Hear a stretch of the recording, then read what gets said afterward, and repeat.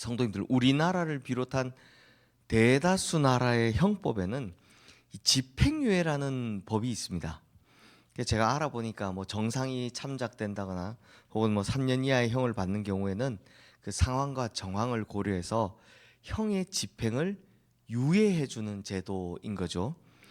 그런데 만약 이 집행유예 기간에 또다시 죄를 범하거나 혹은 더 심각한 문제가 일어날 경우에는 집행유예는 취소되고요. 다시 복역을 해야 됩니다.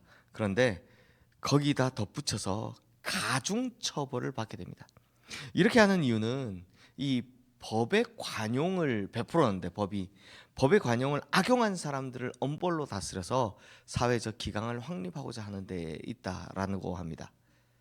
근데 성도님들, 여기 계신 분들 모두 다 집행유예는 나와는 상관없는 거다라고 생각하실 겁니다. 그런데요, 이 세상 모든 사람들은 사실 하나님 앞에서 집행유예 받고 살아가는 인생들입니다. 성도님들, 우리가 하나님 앞에서 얼마나 많은 죄를 지었습니까?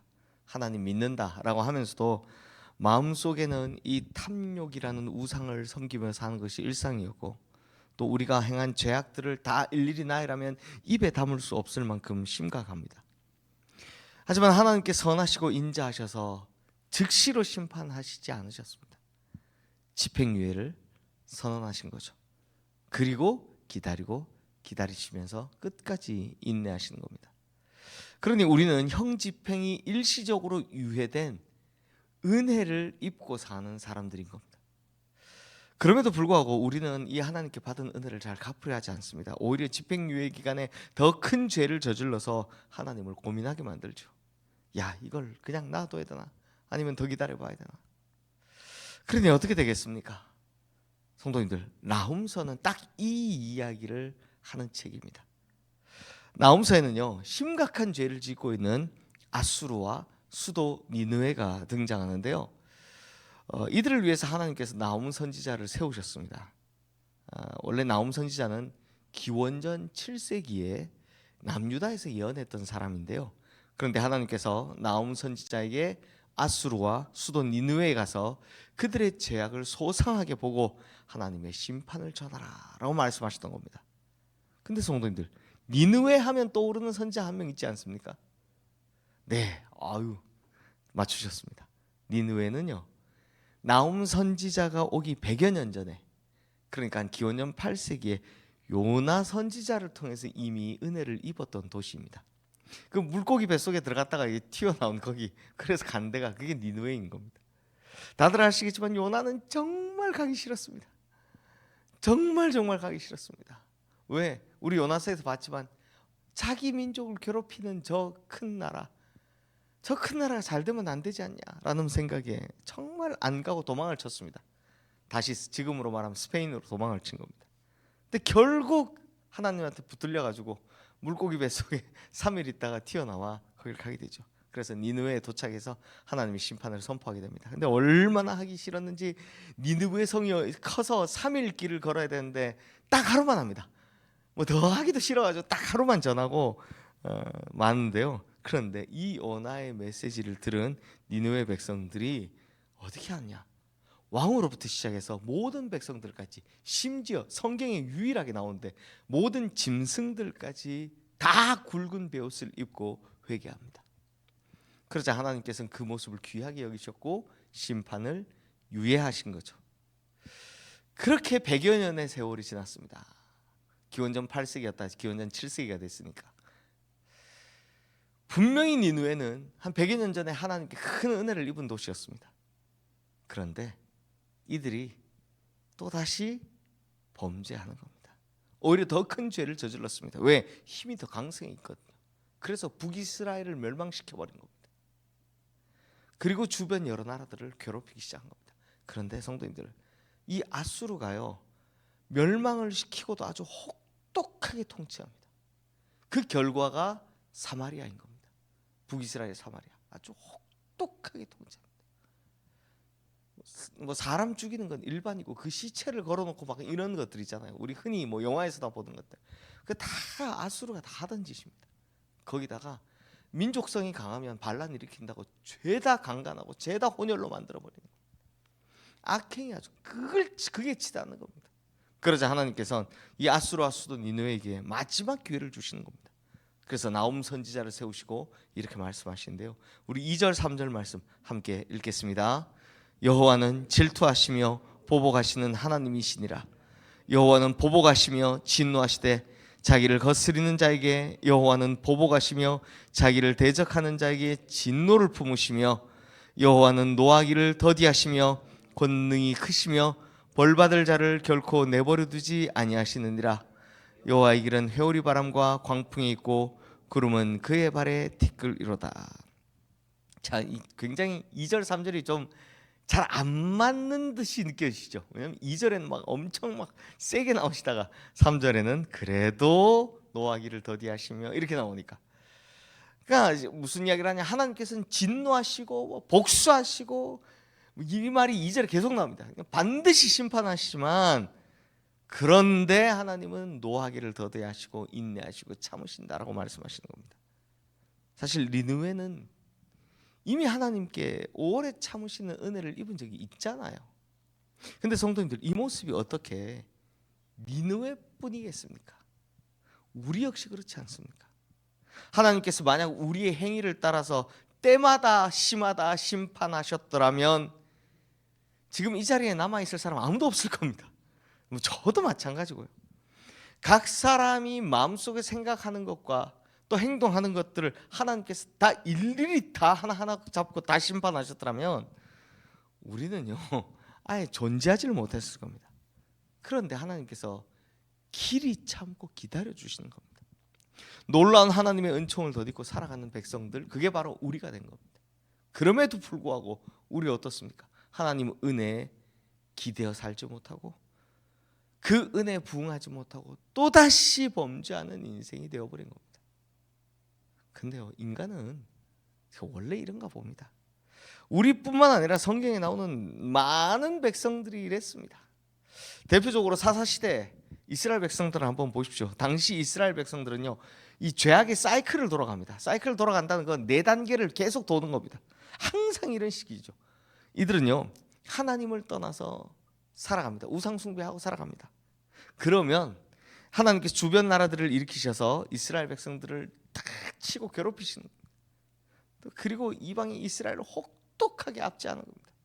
그러면 또 이스라엘 백성들이 괴로우니까 하나님 앞에서 나와가지고 회개하면 살려달라고 합니다. 그러면 하나님께서는 사사를 세워서 이들을 구원해 주시죠. 이렇게 은혜를 입었습니다. 그랬다면 다시는 하나님 앞에서 이렇게 살면 안 됩니다. 그런데 이스라엘 백성들이 어떻게 합니까? 또다시 은혜를 잊어버립니다. 또 하나님을 떠납니다. 그러니 하나님은 다시 심판하시고, 그럼 또 울며 불며 또 나와가지고 회개하고, 그럼 또 하나님께 사사를 세워서 구원해 주시고 하는 이 4단계가 계속 반복되는 겁니다. 근데 성도님들, 이렇게 반복되는 죄악과 심판과 회개와 구원, 이 사사기 4개의 패턴, 이 사이클 가운데 살아가는 인생이 누구냐? 바로 우리인 겁니다. 우리. 사사기 보면서 욕할 게 아니라 그게 바로 우리다라는 겁니다. 자, 다시 본문으로 돌아가서 하나님께서는 집행유예 기간에 죄를 지은 이 니느웨 성의 심판을 앞두고 나훔 선지자를 통해서 강력하게 경고하시죠. 우리 3절 말씀 다시 한번 읽어보겠습니다. 여호와는 노하기를 더디하시며 권능이 크시며 벌받을 자를 결코 내버려 두지 아니하시니라. 여호와의 길은 회오리 바람과 광풍에 있고 구름은 그의 발에 티끌이로다. 자, 성도들, 이 구절 마지막에 보면 뜬금없이 이런 말이 나오죠.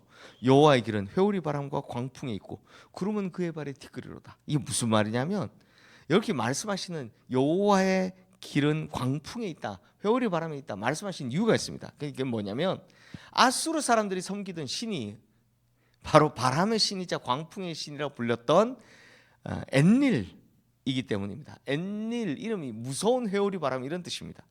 그러니까 엔릴이 한번 뚫고 한번 확 훑고 지나가면 남는 게 없다, 하나도 없다라고 한 겁니다. 그래서 실제로 아수르 군대가 한번 지나가면 어떻게 됩니까? 사람이고 동물이고 식물이고 그거 남겨두질 않는 겁니다. 사람은 다 죽여버리고 동물이고 식물 다 죽여버리고 막 없애버리는 겁니다. 일부러 이렇게 한 겁니다. 그러면서 자기들이 믿는 신이 엔릴이라서 그렇다라고 하는 겁니다. 근데 하나님께서는 그들이 섬기는 이 바람과 광풍의 신을 빗대서 뭐라고 하는 겁니까? 그렇다면 너희는 내가 일으키는 광풍, 바람 한번 맞아보겠느냐? 내가 일으키는 광풍을 맞으면 어떻게 되겠냐? 진짜로 남는 것이 하나도 없을 거다라고 말씀하시는 겁니다. 실제로 그렇게 하시면 어떻게 되느냐? 4절 말씀 읽어보겠습니다. 그는 바다를 굳찢어 그것을 말리시며 모든 강을 말리시나니 바산과 갈멜이 쇠하며 레바논의 꽃이 시드는도다. 자, 하나님께서 바다와 강물을 말려버리시겠다는 겁니다. 이게 왜 그러냐면 아수르, 특히 니느웨는요 메소포타미아 문명의 핵심입니다. 그러니까 얘가 어디 있냐? 유프라테스 강과 티그리스 강 그 사이에 있는 주변에 있던 니느웨는 이 두 강이 주던 모든 혜택을 다 받으면 누렸던 겁니다.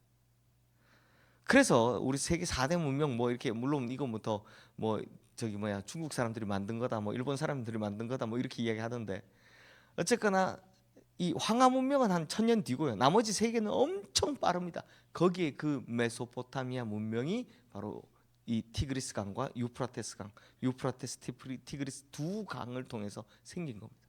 이렇게 나뉜 강이거든요. 그 사이에. 그러니까 이 유프라테스 강과 티그리스 강은 니느웨에겐 자랑거리였습니다.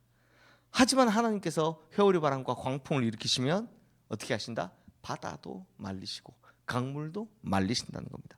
즉 하나님의 강력한 심판이 니느웨 성에 임하면 너희 다 말라 죽게 될 거야 라고 말씀하시는 거죠. 자, 그러면 성도님들 이렇게 되지 않으려면 어떻게 해야 합니까? 어떻게 해야 됩니까? 나훔 선지자의 예언을 듣고 돌아와야 됩니다. 요나 때 해봤잖아요. 그러니까 하나님께서 요나를 통해서 니느웨 성을 용서해 준 것처럼 이번에는 나훔을 통해서 한 번 더 돌아올 길을 열어주신 겁니다. 7절 말씀 함께 읽겠습니다. 여호와는 선하시며 환난 날에 산성이시라. 그는 자기에게 피하는 자들을 아시느니라. 하나님께서는 여전히 이들에 대한 선한 마음을 가지고 계시던 겁니다. 막 겁을 주시지만 사실은 지금 혼내겠다는 이야기입니까? 돌아오라는 이야기입니까? 돌아오라는 이야기잖아요. 막 겁을 주지만 그렇게 만들겠다는 이야기입니까? 돌아오라는 이야기입니까? 돌아오라고 이야기를 하지. 혼낼 거면 그냥 하지. 성도님들, 집행유예 기간에 악을 행했던 그들에게 하나님께서는 또다시 유예해 주겠다라고 하나님의 의지를 보여주신 겁니다. 그러면서 뭐라고 하시는 거니까? 나에게 피하라. 지금이라도 늦지 않았으니까 돌아와라. 사랑하는 마음으로 절절하게 외치시는 하나님 앞에 이 니느웨 백성들은 돌아가야만 했습니다. 그게 유일한 그들의 살 길이었습니다. 근데 어떻게 됐을까요? 돌아갔을까요? 안 돌아갔을까요? 불행하게도 나훔 선지자의 이 마지막 경고를 싸그리 무시했습니다. 그리고 어떻게 되냐? 기원전 612년. 그러니까 나훔 선지자가 7세기니까 이 7세기죠. 7세기. 얼마 되지 않아 아수르는 곧바로 바벨론에게 멸망당합니다. 그 전성기가 100년도 안 간 나라가 되었습니다. 그리고 역사의 뒤안길로 사라져 버렸습니다. 실제로 아수르는요, 우리 뒤에 나중에 보게 되겠지만 남은 기록이 별로 없습니다. 그 정도로 자기들도 처참하게 당한 겁니다. 하나님께서 그들에게 나훔 선지자를 통해서 이렇게까지 용서하겠다고 말씀하셨는데 결국 그들은 안 들었던 겁니다. 듣지 않았던 거죠.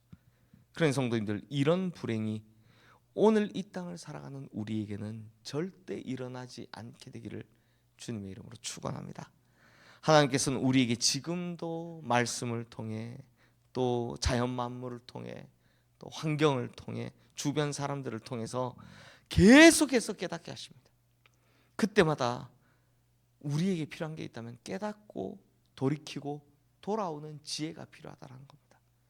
만약 하나님 말씀을 듣지 않고 돌아오지 않으면 하나님께서는 결국에는 심판의 칼을 뽑을 수밖에 없다는 거죠. 그러니 집행유예 기간을 주신 하나님의 사랑을 우리의 안일함과 교만으로 뒤집는 일이 일어나게 되지 않기를 주님의 이름으로 축원합니다. 이 시간 오늘 주신 말씀 기억하며 우리 함께 기도하겠습니다.